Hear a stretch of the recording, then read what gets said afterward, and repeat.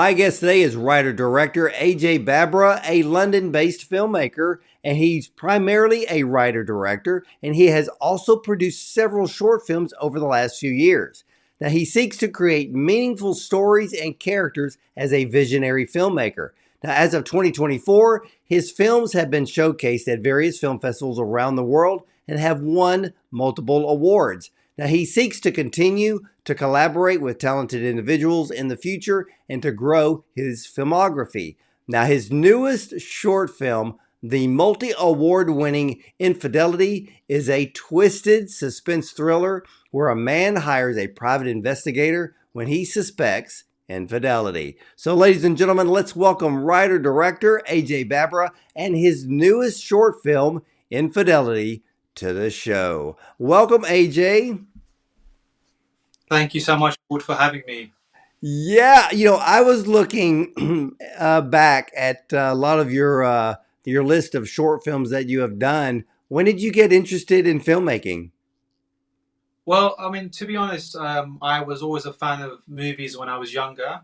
I think when I was about 14 or 15, my friend had a new webcam that he purchased, and uh, it was supposed to be for a webcam, but at the same time, we could record videos using Movie Maker on like an old PC. And then so he invited me around one time, and he was like, stand here. And so I stood behind him, and he took a 5 second kind of recording, and then he told me to move away and took another 5 second recording, and he edited it together in post to make it look like I disappeared. So fascinating to me at the age of 14. I was like, wow, it's super creative, super cool. Like, oh, we should actually do more of these, right? So initially, when I was about 14 or 15, I started making like very small comedy sketches with my friend Warren, and basically we used the disappearing effect quite a bit, and then eventually we graduated to more narrative storytelling. One of our first comedy kind of sketches was called Con Man Catcher, and it was just a very short 7 minute film about a man who was trying to catch an illegal DVD seller. So in the UK, we used to have these DVD like sellers who would sell DVDs outside supermarkets, and we used to have a show called Watchdog as well in the UK, and they used to do like hidden camera kind of scenes on finding those people. And so we did a bit of a satire on that, and it went really viral in school. So when we showed it at school, people loved it. People like make another one, make another one. So I actually started out as a comedy kind of narrative storyteller, and we made 10 to 15 of those kind of like comedy sketches. So that's when my filmmaking bug really started. As well as loving movies, I basically started learning more about the classics like The Godfather and Psycho, and fortunately I live in Leytonstone in London, so that's exactly where Alfred Hitchcock was born. So we have a lot of Hitchcock stuff around Leytonstone. So I was super obsessed with Alfred Hitchcock as a young lad, and I watched Psycho, North by Northwest, Rear Window, The Birds, and really having that history of cinema, watching the James Bond movies, who I think was probably the first live action film that I kind of got obsessed with, the kind of series. And then slowly with Disney films, that kind of love of movies grew into, wait, how did it actually make this film? How did it make me feel that way? And I remember at the end of Batman Begins, I was around 17 when I watched Batman Begins, and it was a film where Bruce Wayne had like an identity crisis, and he went off to find himself and become Batman. And obviously, as a teenager, you have these identity crises, and you're kind of like thinking about, who am I? What am I kind of like going to do with my life? And just to happen to watch Batman Begins and see Christian Bale's journey as Bruce Wayne into Batman resonated with me so much, and I was just like, at the end of that film, I was just like, my heart was beating. I was like, I've just seen like a masterpiece film, and I just wondered to myself, how did it make me feel that way? What did Christopher Nolan, the director, actually do with the music, with the acting, with the storyline to make me feel that way? And really, it's that moment I decided, okay, I want to do this myself. Like, I want to make people feel this way, like kind of induce emotions in other people. Yeah, you watch film like I watch film. How does it make you feel? And then you start looking at all of the different other elements. And for you, because you've done numerous short films, where do you get your ideas from? Well, luckily for me, I have quite a vivid imagination. So I'm the kind of guy who will have dreams where this turns into that, this turns into that, and it's quite interesting to be me. But at the same time, listen, I've watched so many movies. Like I'm talking about from the 50s, 60s, all the way to the most recent movies, and I think what resonates with me are kind of like films from people like Christopher Nolan, David Fincher, Quentin Tarantino, Spielberg, Scorsese, and those kind of crime thrillers are what I kind of really admire. So when I was thinking about my short films, I was thinking about mostly kind of thrillers and psychological thrillers. I had a movie called Territory, which I made around 9 years ago, I think, with a friend, and that was a psychological thriller. And so right from the beginning, I was really trying to play with the audience in the same way as directors have played with me in the past. Non-linear storylines, kind of. I remember watching Terminator 2 as a teenager, and just a non-stop pace of Terminator 2 really kind of inspired me to make thrillers similarly, which have like a very high pace. And you've seen Infidelity. Infidelity is a very high paced thriller. You don't have time to breathe, and that's something that I really, really admired in other filmmakers, which I would like to kind of emulate. Yeah, where did you get the idea for Infidelity? Because I really like this film. Yeah, Infidelity really came from a real life story I'd heard. Like a family friend, middle-aged woman was investigating her husband for infidelity, and she actually hired a private investigator to do it. And so when I heard that, I was like, "Hold on a minute, private investigators still exist?" I really thought that was only something you see in Chinatown or in the 1940s film noir. I had no idea that, I thought it'd been phased out as time went on, or maybe it was a legal investigator. But apparently, they still exist. And all of a sudden, I had this image of photos being dropped in front of the protagonist. And instead of having a story where he finds a private investigator, hires him, asks him to follow his partner, I said, why not just start the movie with the photos being dropped and seeing the reaction of the protagonist and actually seeing what he does with that information. And so the next 29 minutes of the film is kind of like, what does he do with information? Does he trust her? What's going on? And obviously, with me, I love putting twists and turns in my movie, and so I won't spoil it for anyone who hasn't seen it. But yeah, that was the basis of the story. Yeah, and I love the way you started this film because it immediately sets the tone and you have the tension. And because you're very mysterious in the way that you laid this story out, because you don't give a whole lot away, which I really appreciated.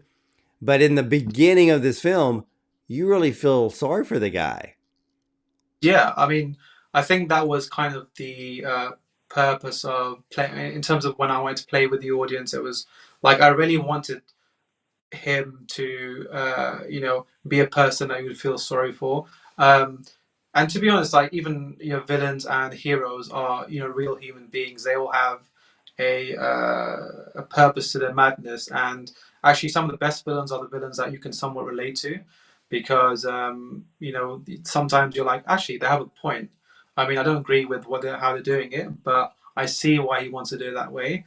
And I think depth to villains is what even actors like. So when it's a really juicy villain, an actor would rather play that than play like the hero, which can be thought as more two-dimensional. Obviously, you have three-dimensional heroes, but I remember actually Christian Bale saying that in The Dark Knight. He was like, Heath Ledger was doing so much with the Joker, and he felt tame in comparison. So villains are, very juicy characters in general. Now, did you do any research on possessive boyfriends who may have been accused or arrested for stalking? No, I haven't, but I've seen a lot of like content, TV shows, and kind of movies in the past where I've seen that kind of scenario. So I think what I tried to do in this film was really find I really wanted to make the following scenes exciting, and so I looked at a few following scenes in different movies and kind of saw the way they actually did the scene, and actually doing a following scene as a short film is quite it's quite advantageous in the fact that he will appear here and she will appear here and then he will appear here and she will appear there. So in terms of actually editing it together, it can be done quite quickly. You don't overly rely on location because he could be following her between some trees and then over a bridge and then past a building, right? So that was also on my mind when I actually made the film. I was like, how can we actually shoot this in London without causing too much of a scene? And so, as a producer myself, I'm always thinking of kind of ways that we can use the locations that we have access to, but at the same time, make a fascinating story. Yeah, this is a great film, and you said 29 minutes long, but it doesn't feel like 29 because you created the pacing for this film to where it's very quick. And I mean, if you would have told me this film was 29 minutes long after watching it, I probably wouldn't believe you because it actually seems shorter because you didn't waste any time with the storyline, but you kept the emotion in this film intact. So you did create a great suspense thriller with some very interesting twists and turns. Now, the audience won't be able to figure it out until maybe more than halfway through the film. So I loved the pacing of the story. Was it challenging to create the element of surprise within the storyline? Well, I mean, I think the surprise of the storyline really hits you because you don't expect it. As you said, the pacing of the story is quite fast, so sometimes you don't have time to think about what you've just seen. You registered it, but you don't have time to properly think. And so when you watch it a second time and you see the small clues you have at the beginning and the fact that she's a bit cold towards him, more friendly than a partner, you may notice that the first time round. I've heard people say, I did notice that, but I moved on to the next scene because it was a fast paced film, and only when you think about it in the end, you say, okay, that actually made sense. She was a bit kind of dismissive or kind of friendly towards him, and so I think that was intentional. But in terms of the pacing, I remember editing this movie with my co-producer Chirag, and I was actually like editing on Premiere Pro, and I was thinking, actually, it's not paced fast enough. Like well, this was without the soundtrack, by the way. And so when I was working with my composer Lorenzo Barcello, who's a great composer, works in Italy in Milan, and we worked together before, I was like, Lorenzo, I feel like the music has really got to help with the pacing as well. It's a different movie if you watch it without the music. I think the music is key in terms of keeping that kind of suspense going. And so when it came to the big reveal, um, if you think about it, the big reveal happened in the only scene which was kind of like static and a conversation was going on. Um, and apart from the first scene, I think that's the first time that happened. And so that's quite intentional to keep the action moving, and to make sure that people don't really have time to overthink. Because the worst thing to do in a twist, right, is if Yeah. bugs it out before the kind of twist happens, and you're like, "Oh, I saw that coming." I've had two short films where there've been two twists, and no one has really seen them both coming because it's so like left field that they were like, "Oh my god, I didn't, I couldn't believe when that happened." Yeah, this there you put in these little elements leading up to it, but it is very suspenseful.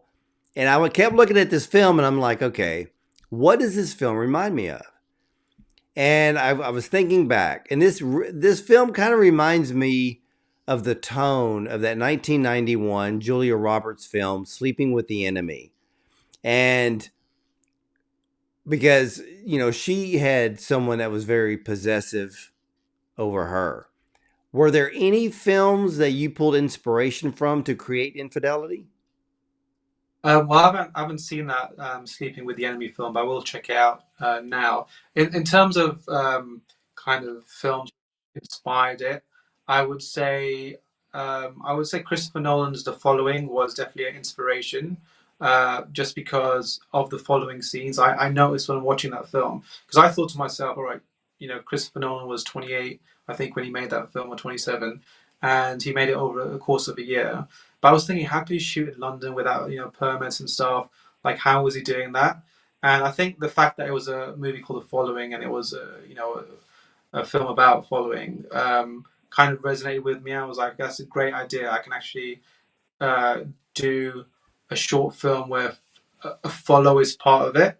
And the good thing about a following scene is that you don't actually need to record audio. You can always kind of use Foley later on. So if I was recording audio and let's say, it started raining, or like we had to move on or whatever, it would be much harder than actually just creating the action, which is him following her.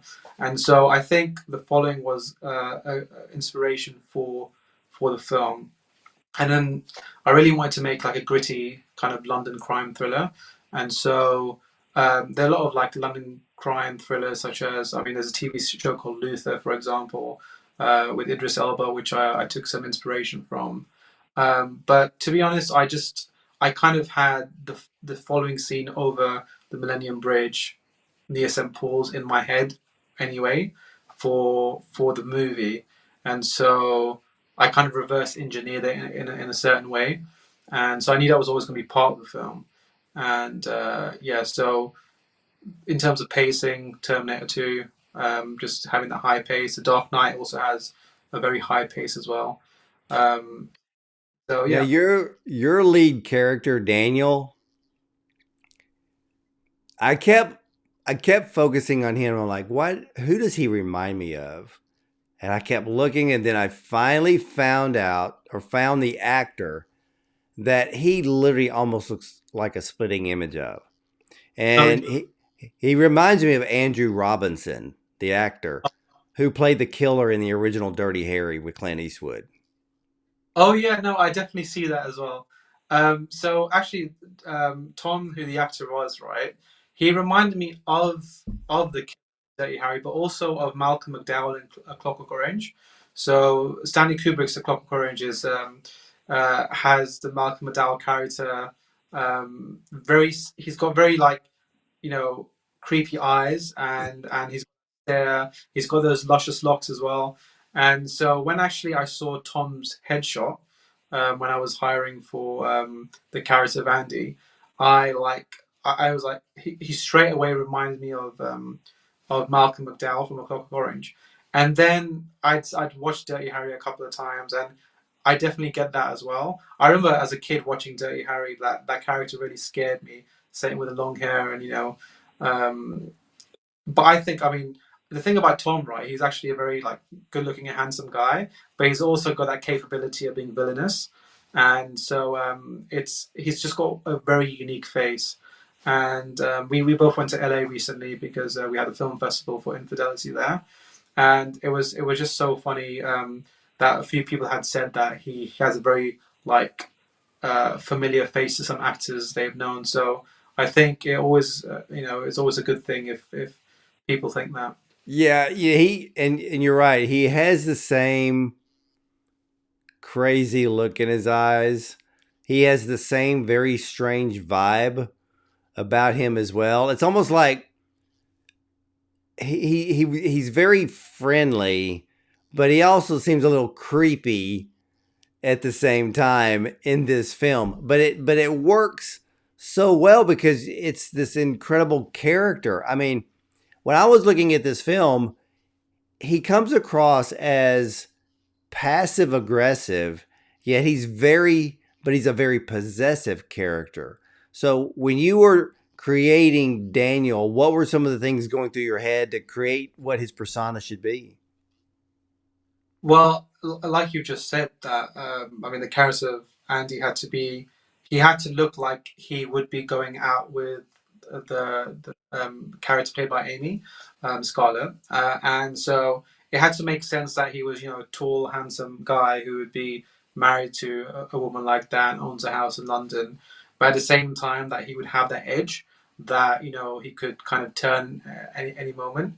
And so, to be honest, when I really wanted him as soon as I saw his headshot and I saw a few of his kind of show reels and theatre acting.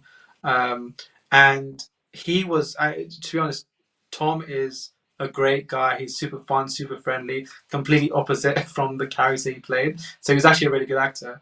And he was actually very generous with his time as well. So after I cast him, we spoke about the character quite a lot.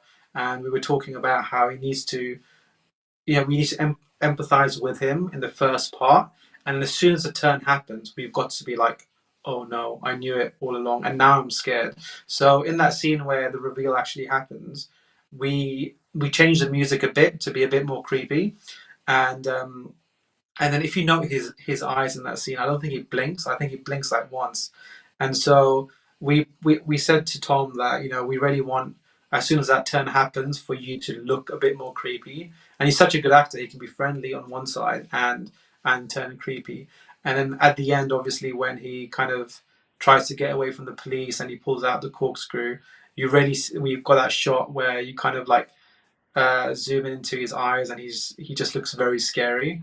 And then also one other great scene was when he runs down the stairs and he's fighting the other detective. And we had filmed that a few times, and the sun was setting, so we were kind of in a rush. But we had like 6 takes of that, and they just one. So the scene I'm talking about is when he's kind of like it's kind of like a shaky camera scene, and he's kind of trying to stab the other detective, and he's got a crazy look on his face. And he had the crazy look for some reason only in 1 out of the 6 takes, but luckily that's the one we could use. One was out of focus, one he was kind of like doing a different face. But if you watch it again, he's got his eyes like wide open and his teeth out, and he just looks at that moment. He looks as crazy as you can be really at that moment. So we discussed all this. It's no accident. We discussed all this in pre-production and in the lead up to the film. I'm really glad it came through. Yeah, I love the fact that the audience sympathizes with him in the beginning. And because nobody wants to be cheated on. But then you make the turn, and the turn was done so well that the audience had no clue how it was going to play out. But when the reveal happens, I was just like, wow. But then it caused me to go back. One of the sequences in this film, because I didn't notice it at first, but when the twist happened, I had to go back to realize what you were actually showing, because there was a scene sequence of the other men with Scarlett, which was something that I liked. The visual effect created a bit of a dream effect, yet the Yeah. feeling and an illusion that Daniel was mentally unstable. Yeah, and that's kind of what we wanted to kind of bring across. Um, I think we had that dream sequence so we could show the psychology behind his character. And initially, when me and my co-producer Chirag were editing, we were like, "We'll change the grade. We'll just change the color grade so it will look like a dream. Maybe we use black and white in a previous short film, but maybe we'll just use a off color, or maybe some kind of like ethereal light in the border." And to my co-producer Cheryl's credit, he was like, "How about we use this layering effect, right?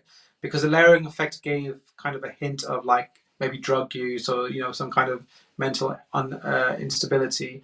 And so we tried it. It slowed down the editing platform quite a lot because you've got layers upon layers and you're doing all kinds of things.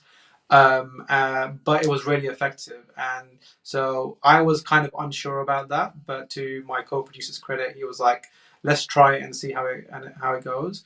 And actually, it's one of the things that people enjoyed a lot about the sequence. I think one person said to me, the dream sequence really spoke to me because the visual stressed me out so much. I could see what was going on in his mind, and so I think that's a compliment to the actual effect.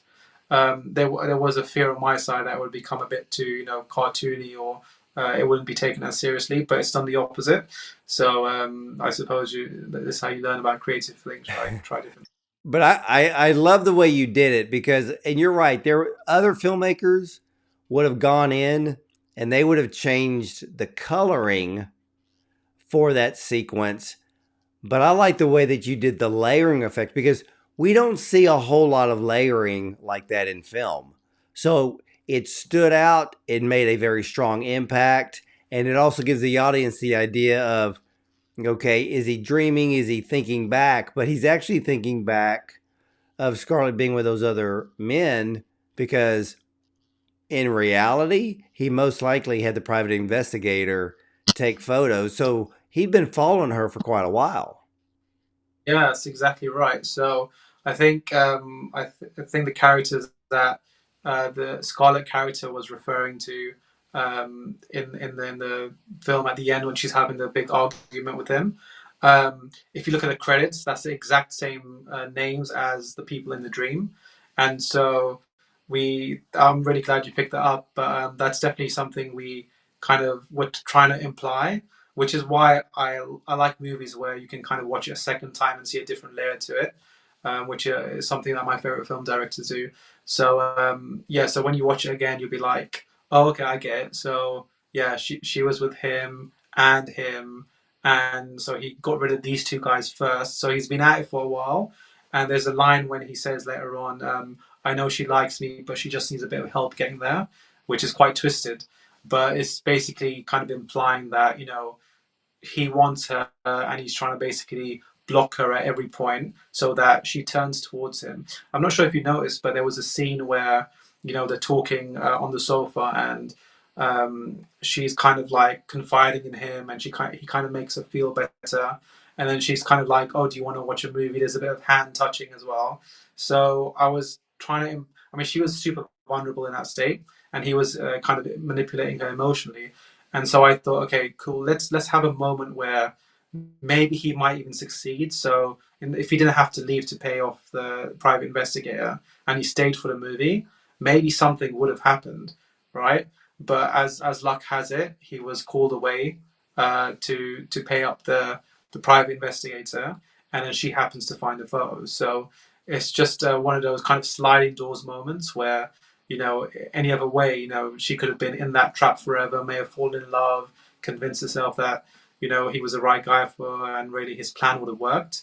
But obviously, with that kind of story, we can't let the villain really win. I mean, I don't mind a dark ending. When it's a vulnerable young girl like that, I think the best kind of way to end it was her kind of coming out of that situation, because she was being emotionally manipulated, financially manipulated, and so She was. they, And you also brought up into the kitchen scene because when she confronted him, she figured out that the other guys that she was seeing, he was the one that got in the way and ended them. yeah. So obviously, when she kind of like researches into the phone number and the police and what happened to Michael, she kind of like gets that out of him. He even kind of at that point is trying to be somewhat honest with her, and he's like, those guys weren't good enough for you. And so he's kind of like, he knows that he's in trouble, and he's trying to like worm his way out of it at every point. And that's really the kind of way a psychopath works. Like they often believe what they're saying, like, I'm a nice guy, or blah blah. It's like at every moment in that argument, or even later on when the police arrive, right? He's always trying to worm his way out, and she's not falling for it. And that's when he kind of like turns when he's about to be arrested, and he's like, okay, the only option I have now is violence, and I need to get away here.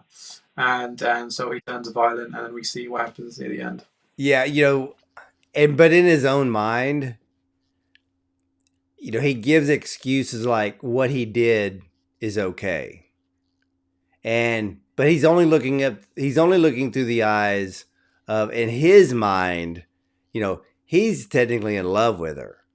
And so Yep. so he's thinking that he's fighting for her And like you said, he's trying to convince himself that he's not harming anybody. He didn't do anything wrong, but you raised his level of creepiness when she found the photos and then she confronted him about it.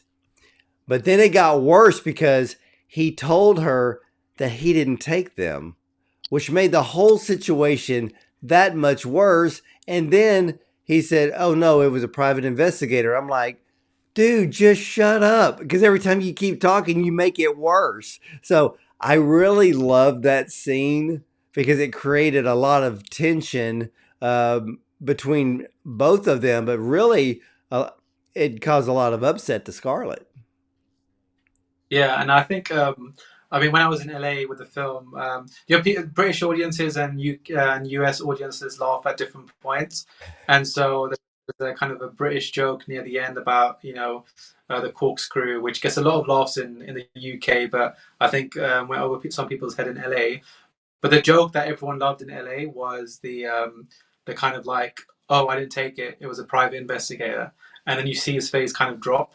I think that it was important to have some levity in such a serious thriller, and so which is why we use the two kind of like Cockney guys with their rock paper scissors and some moments of levity, such as I didn't take those photos. Oh no, wait, it was a private investigator. So it's obviously he doesn't expect to be caught, so he's not as prepared as he normally is. He seems like someone who's always got some kind of plan, but obviously being confronted on the spot, he kind of panics and says those things. And I think played really well. I think that's a really good scene from both Tom and Amy, the actors, and it was kind of like the crescendo of the film. So I'm glad that went really well. Yeah, it did. Now, I was wondering because you chose the corkscrew as basically, I guess, a weapon. Why did you go that route instead of going with more of a more violent route? Let's say with a gun or a knife. Well, I mean, partly because I mean, guns aren't really as used in the UK in crime. I think because we don't have access to guns as easily. A knife could have been a weapon, but the fact that he had brought in some wine. Remember, they were about to watch a film, and in the UK, I don't know if this happens in the US, but sometimes you have to watch a movie, right? So he got like wine, and he was about to open the wine with a corkscrew, and so I thought it would be a good weapon just because it's not the usual weapon that you would use, and so it would have some uniqueness there. And the fact that he puts it in his pocket just before he kind of talks to her. Earlier in the movie, when he's cutting a pepper to make an omelette for Scarlett, but she has to leave, and he follows her. He's actually it's funny. He's actually holding a big knife in his hand, and he's talking about going to a Lebanese restaurant. And the first time you watch it, right, because you're feeling sorry for him and you think that she's committing infidelity, you don't really register the knife because the knife's by his side. But the second time you watch it, it's a massive knife, and he's just holding it willy nilly in his hand. And so the second time you watch it, you're kind of like, okay, I kind of see the foreshadowing there. So the knife was an option, but we chose to use a corkscrew because it was a bit more unconventional, and I think it would be a bit more unique in the story. And so when he takes the corkscrew out to attack the detective, we also had that kind of image of that shot where it's got a depth of field where you see the corkscrew and then the focus pulls out and then you see his face, which I thought worked really well. Great shot by Chirag there. Well, the other thing is too by him or you choosing the corkscrew as the weapon. In the end, it really showed how weak Daniel was. Yeah, it's an opportunistic kind of weapon. I think he uses. He kind of, I suppose, because the fact that he's tall and he has a corkscrew in his hand, but really what he's doing is running away.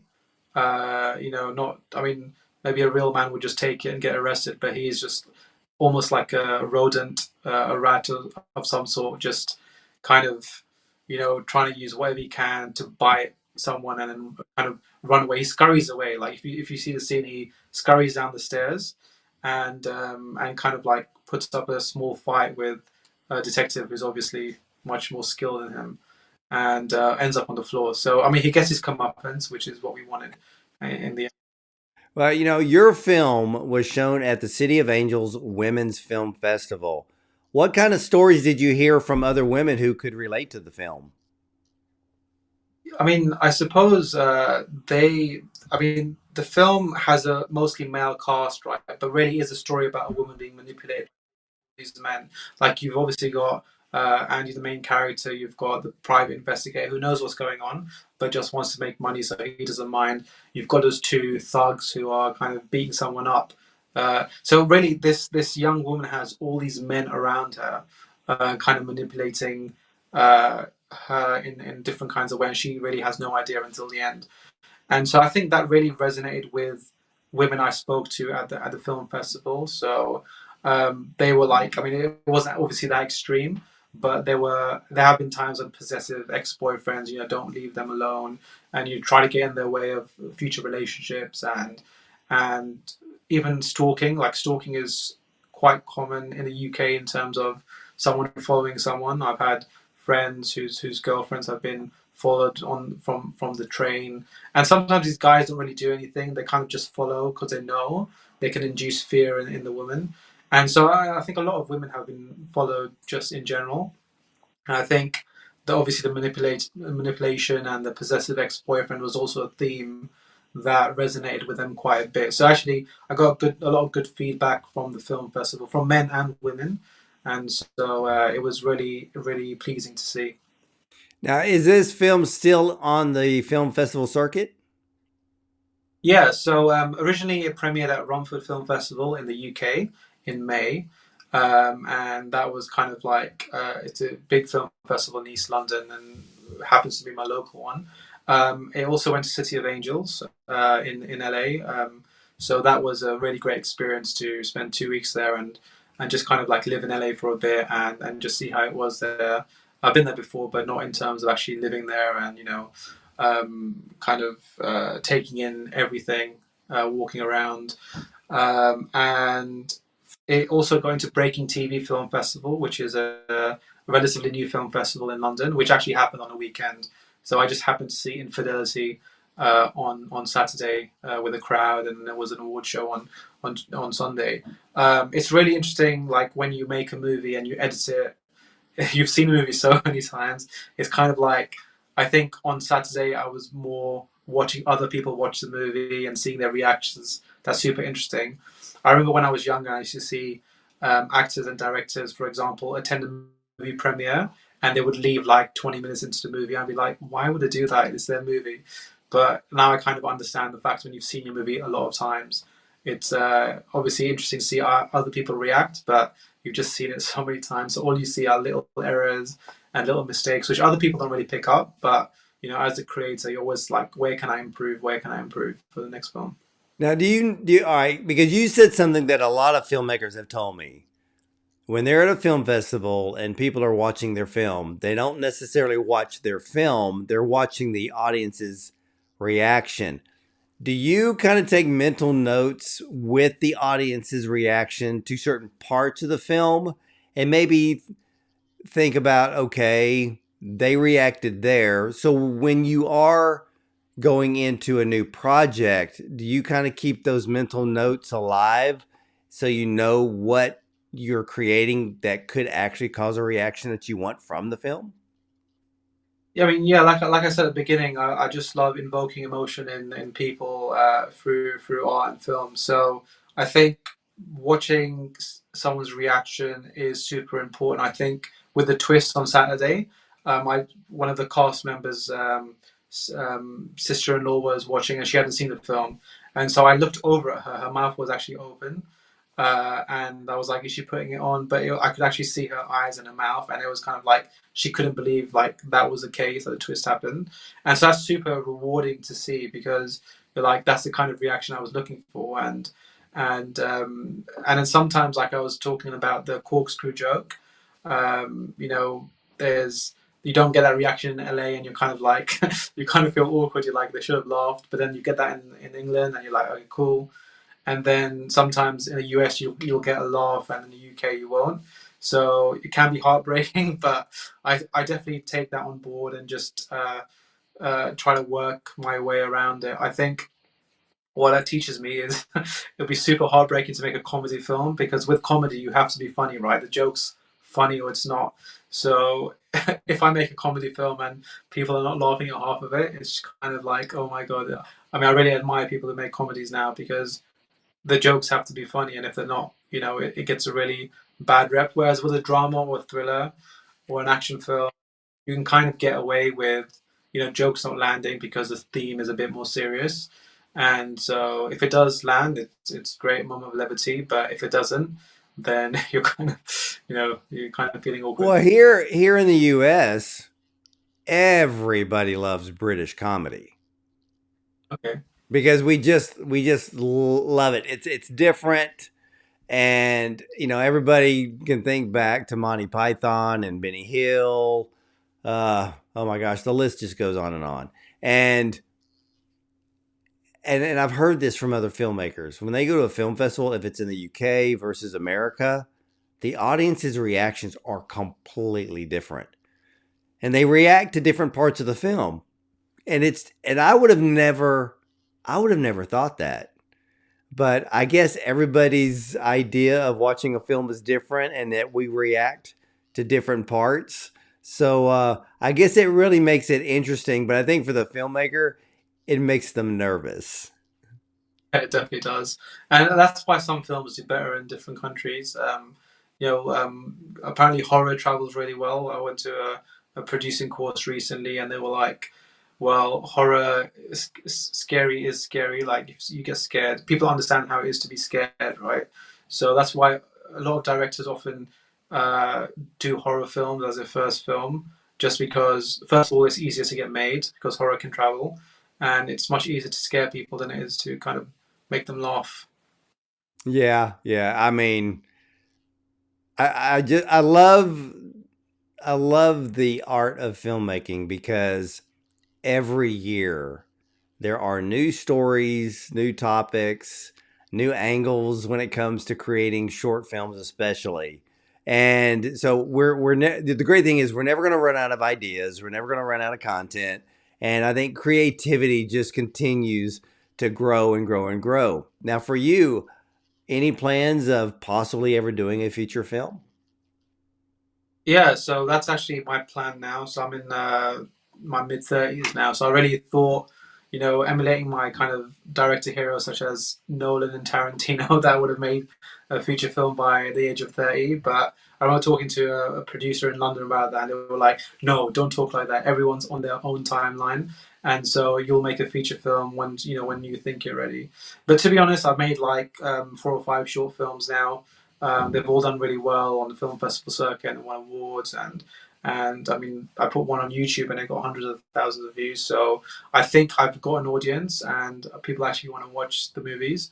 And so I think the natural step for me is to make a feature film. It's something I'm working on at the moment in development stages, and obviously, like I just mentioned before, I've been on a producing course at Rain Dance, which is really good, and it taught me a lot of things that I had gaps on, because I never qualified as I didn't went to film school, right? So I did a maths degree, and so I kind of was a self-taught filmmaker, and so there's obviously some gaps in terms of a few things in producing, for example, directing, which I had to fill in, which I'm doing right now.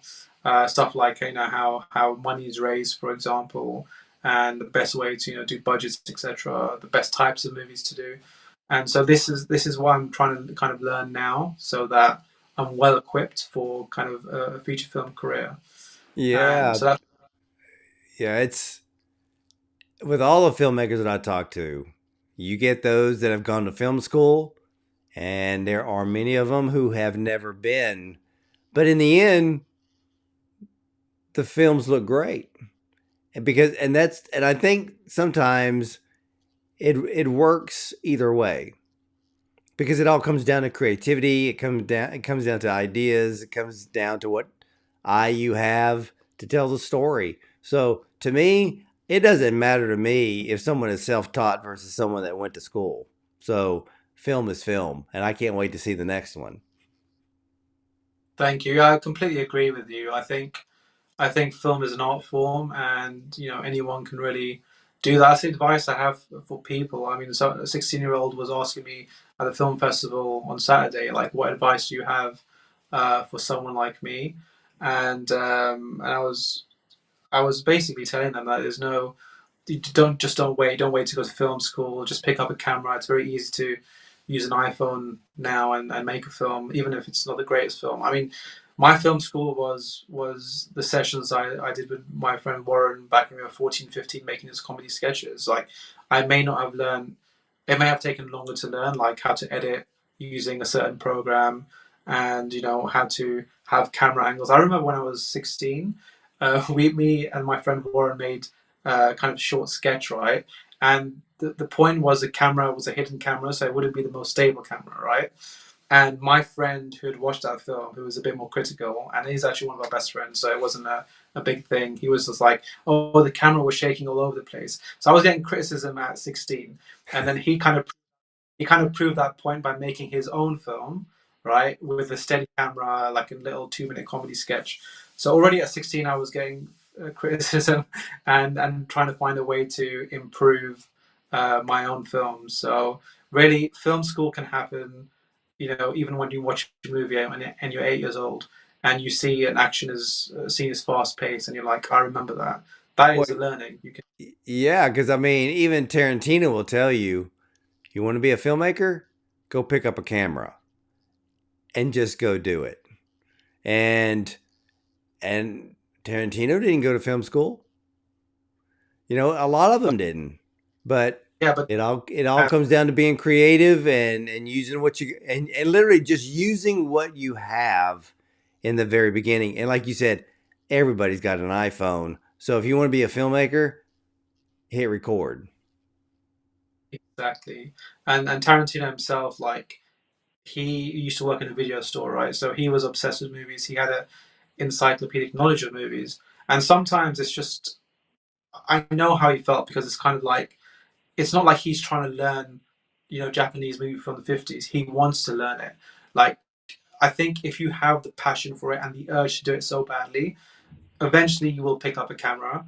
And I'm 35 at the moment, and obviously I feel like I'm a bit behind. I wish I was at the stage I am now at 25. But at the same time, I remember when I was in my early 20s and I was a bit kind of like, I had imposter syndrome. I was like, "Oh, I'm not sure. I've got some time. I can do this like next year. I can do it next year." And before you know it, the time goes away. So really, the advice I'd have to people is literally start right now. Just get your iPhone, film a few scenes, edit them together, show your mom, because moms will never give you them. So you're always guaranteed a fan there, and then show some close friends.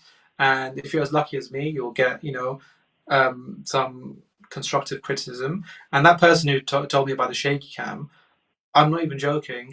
Every time I make a film now, it's like I'm just trying to make sure that the shot itself is either on a tripod or gimbal and is steady. And if it is a shaky cam, that it's not shaking too much. So think about a piece of advice I kind of received when I was 16 from another 16-year-old. It's still in my head right now.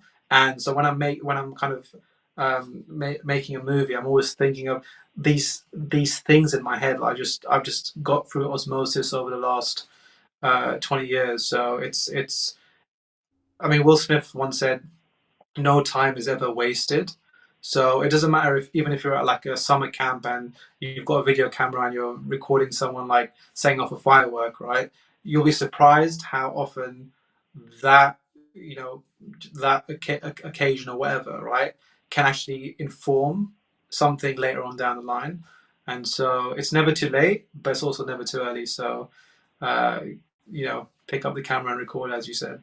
That's it. You got to love the art of filmmaking. And ladies and gentlemen, AJ Babbra's short film, Infidelity, is a twisted tale of a man who becomes a jealous stalker and pushes his interest in his female roommate too far. Now, AJ takes us through the story of Daniel and Scarlett with feelings of suspense, adding in twists to the story that come forward at the right time. He never gives the complete story away, which allows the audience to enjoy the ride without ever figuring out the full story until the climactic end. So AJ, I want to thank you so much for sharing your wonderful film with us today, and I can't wait to see what you do next. Thank you so much for your time, Ward. I enjoyed it very much. You're very welcome. And ladies and gentlemen, again, whenever you get the opportunity to see Infidelity, you're going to be like me. You're going to be a fan of AJ Babbra, so keep his name in mind. It's going to be mentioned together with people like Martin Scorsese and Tarantino and the rest of them. So keep your eyes out and your ears open. So ladies and gentlemen, thank you for watching, and you'll either see me at the movies or from the red carpet. She was waiting at that spot for about 10 minutes before he arrived. What happened when he got there? They just embraced, kissed, and walked away. Who is he? His name is Michael Anderson. He's a financial advisor. Works about 20 minutes from where Scarlett is. I'm guessing this meet-up point is halfway between them both. I just gotta think about what to do next.